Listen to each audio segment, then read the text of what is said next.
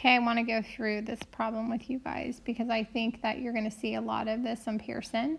And so this particular problem sets us up. They do kind of the first step for you. They identify, okay, what is the common multiple they share or the common denominator they share. And 63 is the lowest common shared multiple between 7 and 9, right? You could plan it out or you can multiply these two together.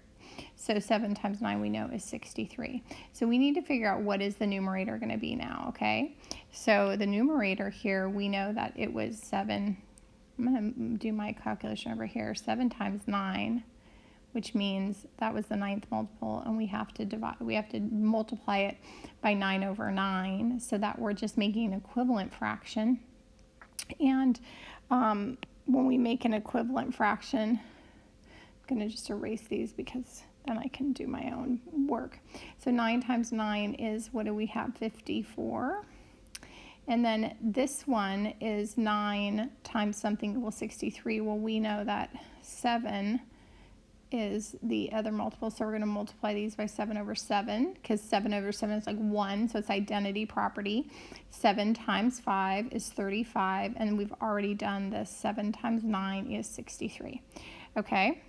So our next step is to now determine what is 54 minus 35, because we're not going to subtract. We can just bring this down right here. We know in subtraction these stay the same, denominator stays the same, so we're going to subtract 54 from 35. And so in my margin, I'm just going to do, and you might do this on your scratch paper when you're doing these problems, and I highly recommend using some scratch paper when you work your problems in Pearson today.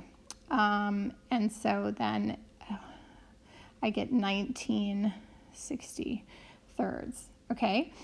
And then in the box you would obviously, you're going to put 54 if you're typing this in, and then you would put 35. And then it says type whole numbers or fractions. Obviously you're going to type a fraction because we're getting a fraction, and we're going to type 19 over 63. And down below here you'll have these like boxes choices, and they'll look like this, and so you'll need to pick that type of box. Hello boys and girls, these are the math problems from WebEx this morning that did not go well with Seesaw. So I've made a video. These are for lesson 7.4.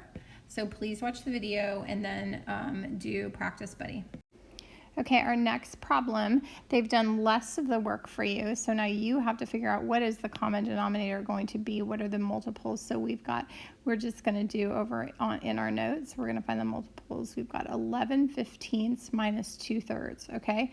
So we know we're trying to find common denominators for these bottom numbers, right? For the 3 and the 15, because we know we cannot subtract.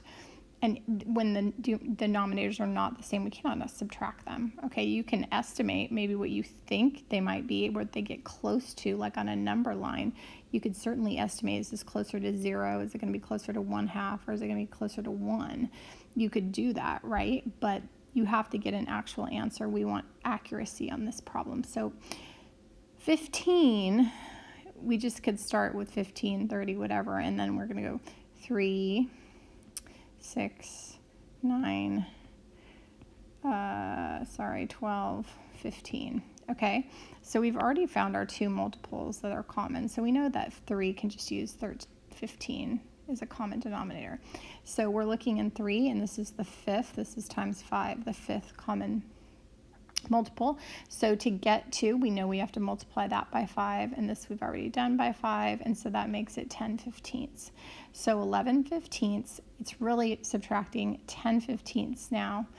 11 minus 10 is 1/15, and that is your answer to this problem.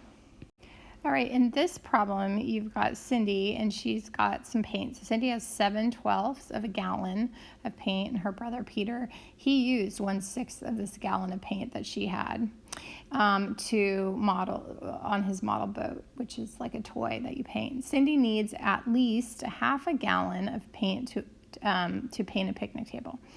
So did Peter leave her enough paint? And that's one question I'm wondering. Yes, no? what happened, Peter? Did you leave enough paint? But also, the question wants us to make a bar diagram and write an equation to solve. So it's asking us to do multiple things. So first, what we're going to do is we're going to just look at these bar diagrams, and we're going to see, okay, what is going to go here? This, my friends, is always the whole, okay? This is with subtraction, that is the whole. And then you can divide the whole into parts, right? Like here. So does this one work? There's no whole here. And you've got 7/12, take away 1/6, or 7/12. Like, you have to think about this as makes the whole. So is it 7/12 plus 1/6 equals something else? Does that work? I don't know. What about this? 1/6 is the whole minus 7/12 plus something else. Because remember, with subtraction, you guys, it's the opposite, right? So let's do a simple subtraction problem. If we have 10 apples and we take away 4 apples, we have 6 apples. So if we're going to draw a bar diagram for these apples, it's going to look like this, a subtraction bar diagram, right? So how many apples do we have together? 10. And we are going to take away 4, and that's going to leave 6. So this bar diagram is like the addition, okay? So this is the addition part, and this is the total, okay? So we know that the reverse is subtraction. So if I was to say write an equation for this, I would want you to write an equation that would be, let's say we didn't know. Let's say, we say something like, instead, I'll do another simple subtraction problem, but let's say I have 22 trading cards and I gave some away to my friend, and now I have 18 left over. Okay, so my bar diagram is going to have to represent that problem. All right, so here's my total, 22. That's going to go here, 22. And then I have some left over, and I can just choose. I can be like, this is 18, and then this is the question mark, right? So 22 minus x equals 18. That is your equation, because it says, please, it says up here, and then write an equation to solve. Now, okay, we're just talking this whole time about, of course, about these simple numbers. Let's go back to this problem at hand. I just wanted to give you a model to get you started on this. So we know, what did she start with? 7 gallons, 7/12 gallons. So I'm looking right away here, because this tells me is 7/12 the whole. Yeah, that's how much you started with, right? 7/12, and then 1/6. And we're wondering, did she have a half left over? Does this one work? Yes, this is your answer. Okay, but let's just check it out.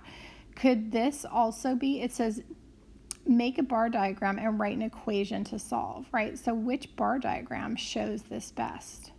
Is the mystery number the whole? No. Is the mystery number 1/6? No. Is the mystery number 1/2?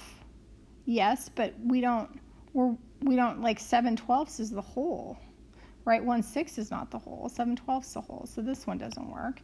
And then this one, we don't even know what the whole is, but in the problem it said yes, so that one doesn't work. Okay, so we've determined how all these don't work, right? So our equation that we're going to write is going to be 7/12 minus 1/6 equals question mark. Okay. Okay, this is another popular Pearson problem, and I immediately see it, and I'm like, number line time. Okay, so you got 0. We're going to do 1/2, and we're going to do 1. Okay. Then you're going to look at these numbers. First of all, let's just identify what is this problem want us to do. It says choose the correct numbers from the box to complete the subtraction sentence that follows. Okay, fine. So some mystery number, we don't know what it is, question mark, minus 1/5 equals question mark. So we have to figure out what minus 1/5 equals something else, and based using these numbers in this box. All right, this is where that skill of estimating on a number line is your best friend at this point. Okay, so 2/5 is that, where's that? 2/5 is probably, it's not quite, it's about probably right here. So we're going to put 2/5 there.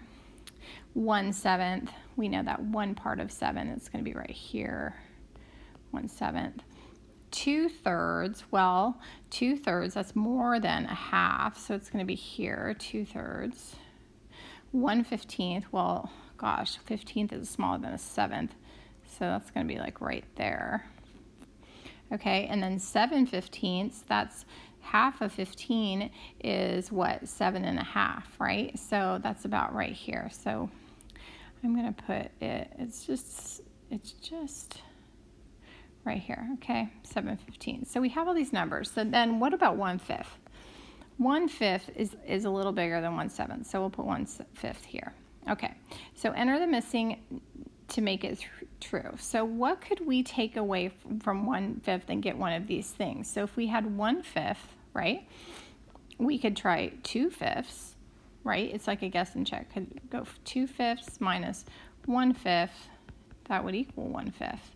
But do you have that? You don't. You just have 2/5, and you don't have 1/5 as an answer, right? You don't.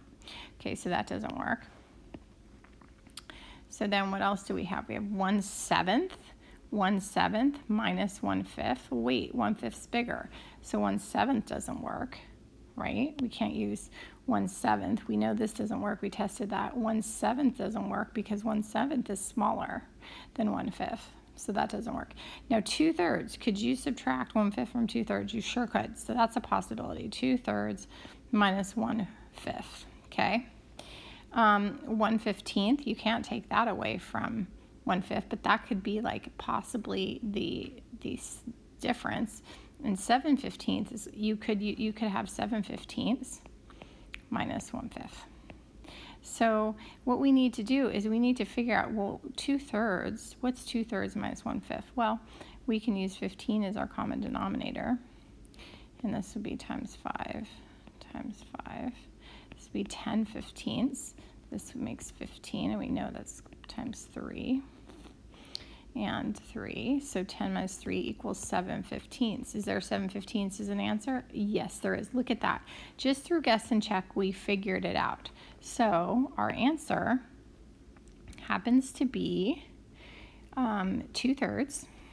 2/3 minus 1/5 equals 7/15. Okay, so go back and watch that again if it was at all confusing. But I plotted it on the number line to get a feel for the size of these fractions so I could know which ones I could rule out. And then second, I just picked the next one that was a possibility, and I went ahead and tested it. And then I found my answer. Okay, very good.